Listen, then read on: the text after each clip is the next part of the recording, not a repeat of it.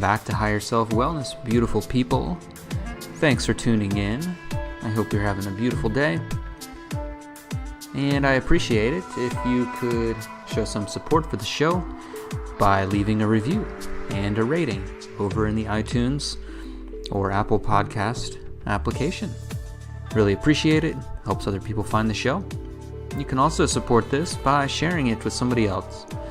Again, this is just a glimpse into conversations, into insights, and simple practices and tools for helping yourself evolve and grow gracefully in these times of complexity and uncertainty and this ever-changing environment that we find ourselves living in. Some other free resources you might enjoy or might find valuable over on the website, www.higherself.yoga. You can begin the Start Your Day Right video series, integrating your mind and your body first thing in the morning so you can move through your day with purpose and with a sense of ease and flow. You will also find on there some guided meditations, the newsletter, as well as information on a new program that I'll be launching at the end of April, Embodied Awakening, inviting in practices from yoga, meditation, nutrition, and self-care so we can connect with our highest state of consciousness and move through life, again, a little more gracefully, a little bit more aligned with our unique gifts, expressing ourselves in ways that really harmonize our mind, our body, with our community, and our friends, and our family, and with nature. You can find out all of that over on the website. And today, you get the chance to listen into a great conversation I had with Judith Pennington. And she was referred to me by Dr. Dawson Church, who I had on the show a few months back. And she's an awesome person. She is author of a couple of books. And her first book was The Voice of the Soul. And her second book, Your Psychic Soul. She also has many meditation CDs and programs on brainwaves and consciousness, which you can find over on her website at judithpennington.com. But we talk about a lot of fun stuff today about spontaneous awakening, connection to our higher self, and meditation, and the relationship between brainwaves, states of consciousness. So I imagine you're going to enjoy this. I really enjoyed it, and we just had a great time chatting with each other. So, looking ahead, I have Dr. Dawson Church coming back on the show at some point next month. So be on the lookout for that. And if you want to go back and listen to those previous episodes where we mentioned Judith, you can do so. Links will be right here in the notes. Other than that, thanks for tuning in, and I hope you enjoyed this conversation. Take care. And we can cruise on through. But I just want to start off by saying thank you for your time. And also I'd like to thank Dr. Dawson for referring you to me. And I spoke with him a couple of months ago, and I'm speaking with him again in a couple of weeks. And so I just like meeting new people who are, doing great work in this field of helping people feel better in their own bodies and in their own minds, and really learning about themselves a little bit more. And so he referred me to you, and then I started going over a lot of your work, and I started looking at your books, and I saw The Voice of the Soul. Is that your first book that you It is, yeah, it is. Spiritual autobiography, yeah. Awesome. Who knew? I was a freelance writer writing about other people. It was the first time I'd ever used the word I in any context. Wow. So this is our first time connecting and speaking. So I would just like to get to know you a little bit more, and just kind of about your story as to like what brought you in here. And I imagine it's all in the book, but yeah, if you could. Sure. First, let me say thanks for having me on the program, and thanks to your listeners for listening. It's really great to be here. And may I return the compliment about people who are advancing consciousness to you, and thank you for your work in that regard. So I started out as a busy freelance writer and the mother of two children, single mother, who was very much a type A, actually an A+++, working with deadlines, stresses and struggles, and broken relationships, and everything you can think of, including a troubled childhood. And I had an experience when I was, before I had when I had my oldest daughter, who was 2 years old. And I always kept it in my mind as I went through my struggles, but I didn't know what to do with it because it was so extraordinary.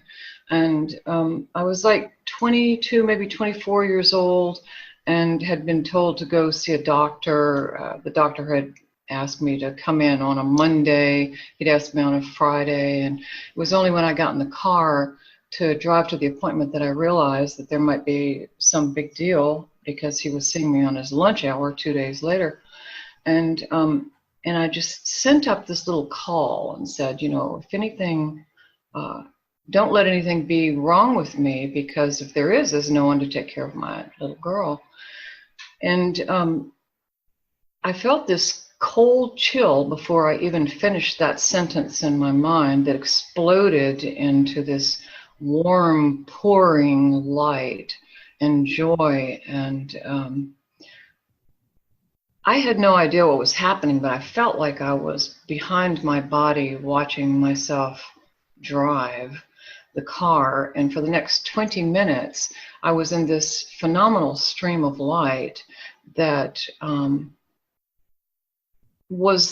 now I know the word for it, which is spontaneous illumination. And I also know the brainwave pattern, which would be, in mind mirror speak, the evolved mind, a circle of brainwaves that's associated with bliss and universal consciousness. And I just understood everything, including that when you die, you just change frequency, you change composition, that life is eternal. And I was crying, and when I got to the doctor, the problem that had been there on a Friday was gone. And so as I went through my life in my late 20s and 30s, I thought about that a whole lot.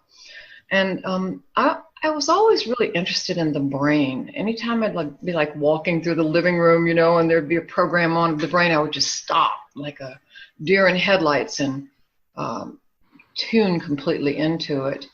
But it was long before I understood the brain waves or anything like that. But in the 1980s, when people were waking up to concept of intuition, that being the me generation, people turned within as a result of the meditation and everything that happened in the 60s and 70s. I was assigned a whole lot of articles by local newspapers and magazines, and even state and national. And they took me on this strange and wonderful journey back to where I had been as a child, when I could remember sitting on a Louisiana river and with my fishing pole in the water, and this sense of belonging to everything.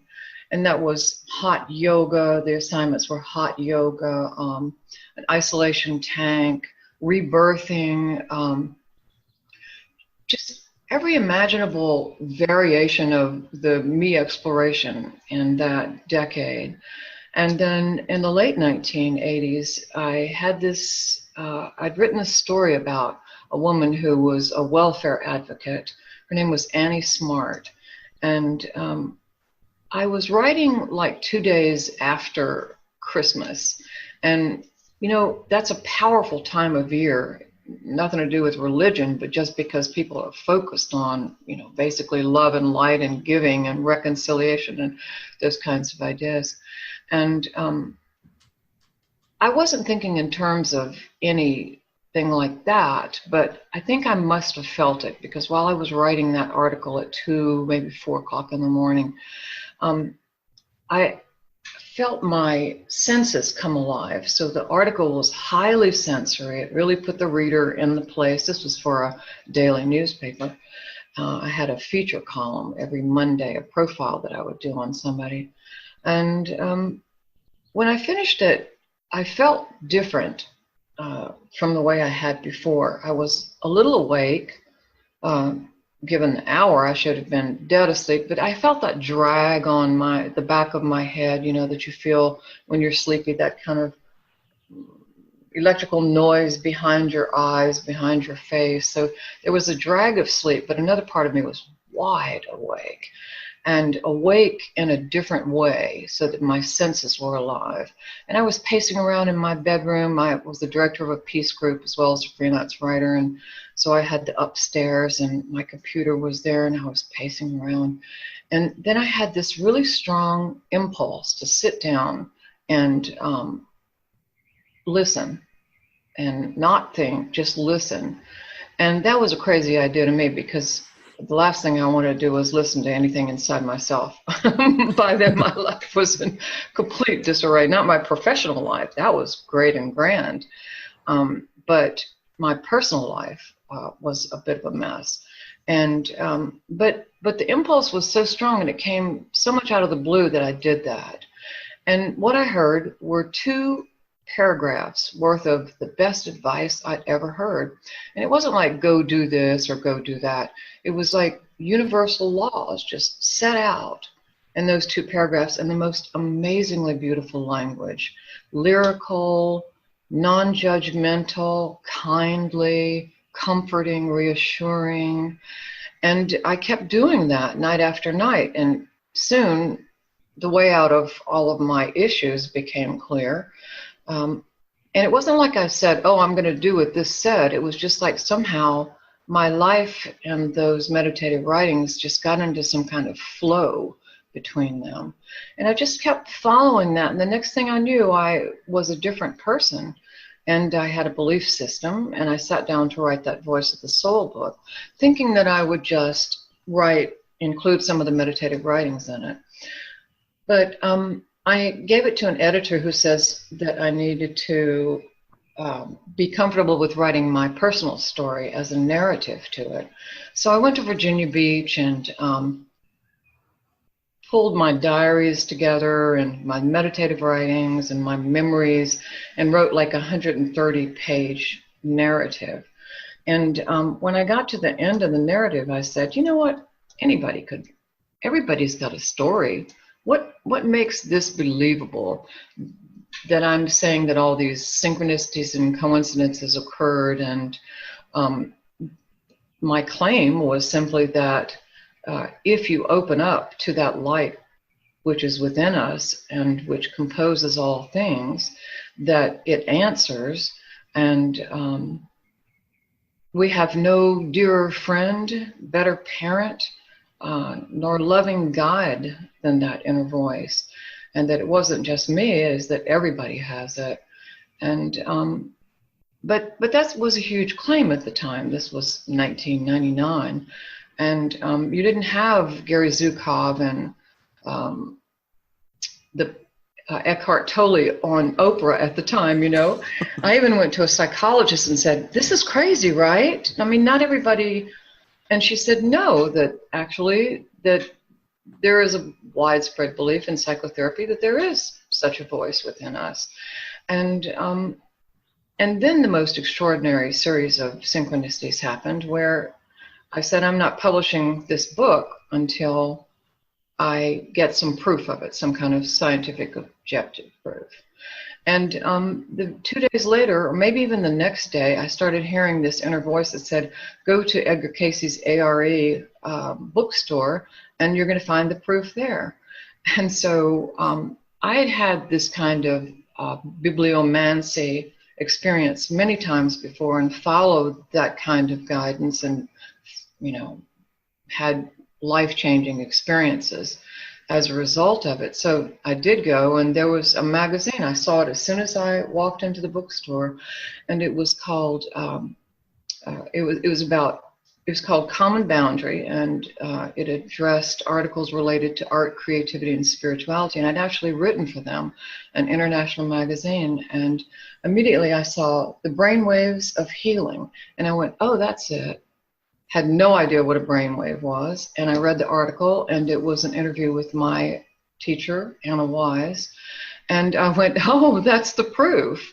Okay, so there is a way to develop consciousness through meditation and to get in touch with your essential being and listen to that voice. And that voice indeed does have all the answers to all of your questions.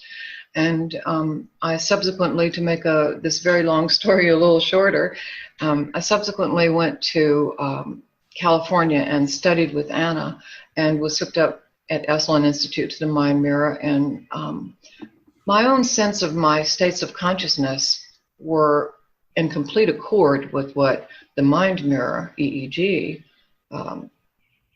pegged me for as a state of consciousness. The shape of the pattern is really how you read and understand the state of consciousness. And I ended up studying with her to become a practitioner, and in 2005, 2006, and at the end of that, began to assist her at Esalen. She passed away in 2010, and then I just picked up the ball, networked all of the awakened mind practitioners, developed a new mind mirror, and now train people to do this and all over the world.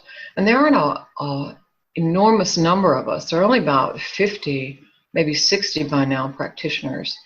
But we are reaching people, and once you see your brainwave pattern, because it's such an easily read visual language, you can create a landmark, an internal landmark, and replicate that brainwave pattern. And just as those meditative writings had taught me to do, you can master your state of consciousness and be more of a light in your own life and the world. And so it has been, not just for me, of course, but for everybody who's hooked up to the mind mirror, everybody really who does meditation. You don't need a mind mirror to know that changes are occurring, that you're becoming more intuitive, that you're waking up to your dreams are becoming more lucid, that guidance is everywhere, and synchronicity and other people and events. And so the second book, Your Psychic Soul, Embracing Your Sixth Sense, was more of a how-to book that followed up that Voice of the Soul book. And that was published by Edgar Casey's ARE Press, and they published also my meditation CD set called The Meditation Experience, which is all based on those brainwave biofeedback structures. And so I'm just, tooling around these days, having a grand life, and feeling really lucky that I heard that voice that night that said, "Sit down, pick up pen and paper, and listen to what you hear." Wow. So were you doing any meditation practices before then? No, I wasn't. I had no idea what to do. But once I started listening to that inner voice, it was like, imagine a piece of paper that is spreading out before your eyes, a series of universal laws, and you read what it says, and you go, "Oh," and you know immediately how it applies to you in your life, and you see immediately the direction to go in. And so I was alone with that, and there was really nobody I could tell about it. I mean, I was pretty isolated, taking care of my kids and making a living, but things began to happen, and I, through synchronicity, received a announcement of a meeting at the local library for people who are interested in learning more about Edgar Casey and attending a study group. And something in me went, yes. And the meditative writings had said a week before that something was about to change, that I would learn how to meditate, I would learn and master meditation, and that would help me a lot with, emotional reactivity and inner inquiry and those sorts of things, because I was well on the healing path, but I was like in a one-legged race. When you have meditation, well, you've got two legs and you don't even have to compete. You've already won the race, because everything in life opens up to you. And so sure enough, I went to the library and I walked in, and my eye, there were like 40, 50 people there. My eye flitted across the room and landed, and it was so strange, on 6 people. And I looked at each one of them, and then the eye flitted the other way, and they were all in different rows, different parts of the room. And well, this is curious. It's like my eyes are just dragging themselves somewhere, and my brain is following where my eyes are going. But I'd had that experience before, so I knew that there was, the eyes through the soul operate through the soul, which is the body. And when the soul eyes do some little darting thing, there's a reason. Well, it turned out that somebody started a study group for Tuesday night, but I couldn't do it. I said, and I jumped up at the end. It says, does anybody want to come to a Thursday night group that I would host at my house? And those 6 people raised their hands. And so I spent 10 years in an Edgar Cayce study group, and the very first chapter in A Search for God text is meditation. Only Cayce's concept of God was not traditional by any means. It was all about the energy that rises up when the mind quiets. And it rises up through the spine. He called it the Appian way. He was, living in the late 1800s and gets some kind of archaic language. And he explained the entire energy dynamic of the quantum field. So when I wrote that Psychic Soul book, I said, I would really like to explain this from Cayce's standpoint, and from a quantum standpoint, and a brainwave standpoint. And it worked out beautifully, because the correlations, they're even the same words. I named the new brainwave pattern gamma synchrony, the superconscious mind, which was a Cayce word, but it was a perfect descriptor of what happens in those high frequencies, when you're tuned in to that light and into yourself at the same time. So from Cayce, I learned how to meditate. And sure enough, I did have a Kundalini experience, where the electricity rises up the spine. I've never had anything my entire life to equal that blast off into light. But shadows of it, degrees of it, maybe 65%, 75%, but never the fullness of that experience. That was something else. But yeah, learning to meditate, that really made a difference. And, of course, when I wrote that Voice of the Soul book, it wasn't just that I saw meditation working in me. I was in the study group with 6 other people, and other people joined us as that 10 years went by, and I could see the same changes in them. And these were the changes promised by Edgar Cayce, and that everybody in all of the study groups throughout the world that are operated by the Edgar Cayce people, they all have the same exact experiences. But when I published that book, I really felt like I was standing on the edge of a limb, and couldn't see what was below. But those writings have never failed me and never faltered since 1987.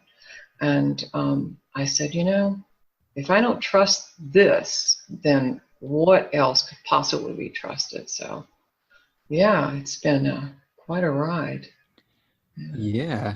Wow. So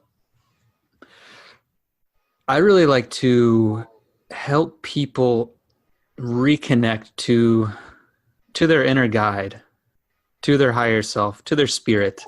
And, it can happen spontaneously. Yes. But there's also practices that can, and rituals and, meditations that we can do that help guide us to that point. And just listening to your story, it's fascinating. It's quite incredible. And it sounds like it was one of those spontaneous things that just happened. And so it's really beautiful.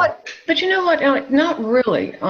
Even before that happened, I'd had some experiences. Like, I was in a situation where maybe 6 months before that happened, I found myself in a church in Florida that was running a day school that my 2-year-old daughter was attending. And I was with my mother-in-law, who had come to pick up my daughter and bring her back from Florida to Baton Rouge. And I was heartbroken because I didn't want to leave my husband. I was madly in love with him, but he was doing some things that were endangering my daughter. And so I hated church and religion. And when the preacher started talking, I did the thing I usually did, is I let this curtain of hair go over my face and fell asleep, but I didn't really fall asleep. And I fell into a meditation state. So this is in response to what you just said about spontaneous illuminations. This is the opposite. What I didn't know at the time, I didn't know what was happening to me. All I knew was that I had, in quotes, fallen asleep. What I'd really done was tuned the guy out and fallen into a meditation state. And out of that, I woke up with tears rolling down my face and the most amazing sense of peace. And I knew that everything was just as it was supposed to be. Everything was perfect, just as it was. That I was doing the right thing, and that it was, and that I would maintain that sense of peace. And that's what meditation does. So yeah, you can have a spontaneous illumination where you get filled with light and nothing else ever happens. But when you, whether, as I did in that church, spontaneously enter meditation, or whether you have a meditation practice, that's where the real change happens, because that's where your body resets and your brain waves reconfigure, and peace becomes more of a daily friend rather than an occasional happenstance event. Yeah, so I hear what you're saying, but I think everybody has experiences, some sort of awakening throughout life. Maybe in little ways. Maybe they walk out into a forest and they have some conundrum at work, and the brain is going really fast, and can't find a way. The poor ego, it's always trying to find solutions to things that the deeper mind has to take it to.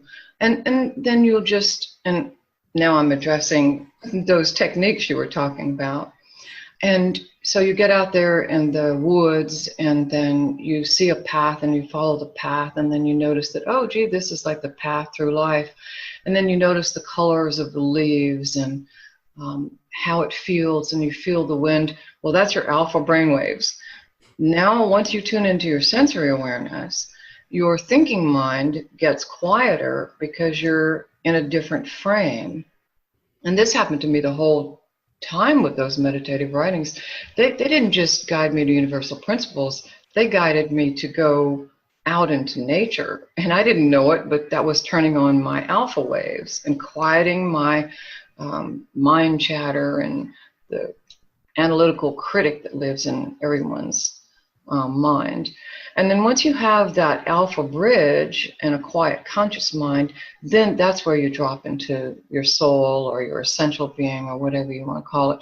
We call it subconscious theta, the theta brainwaves of specific frequencies.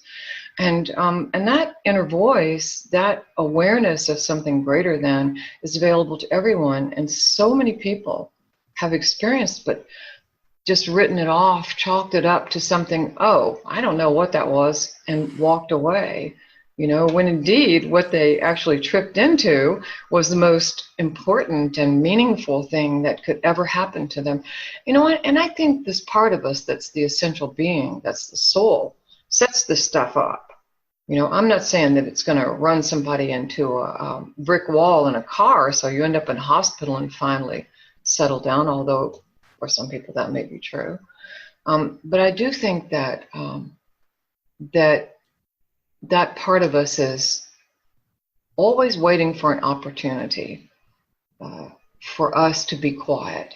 And we call it intuition. And that is where intuition comes from. That's the association in the theta subconscious. That's your intuitive awareness, your spiritual awareness, your creativity, and your insight. And in fact, all of life sets us up for this, because every creative person is going to have some sensory awareness, some heightening of their senses. And once you have that with your alpha, then it's just a jump to the left. Actually, jump to the right and the left, and both sides of the brain to drop down into your theta frequencies. And it's just waiting. It was here. We were it before we got here. And it is just waiting for an opportunity to say, hello up there. Hello. Listen. Can you hear me? Instead, what we hear is the other part of us that is the other thing stored in theta, and that's our issues. And that part's going, you never should have done that. You're no good. Bad, bad, bad.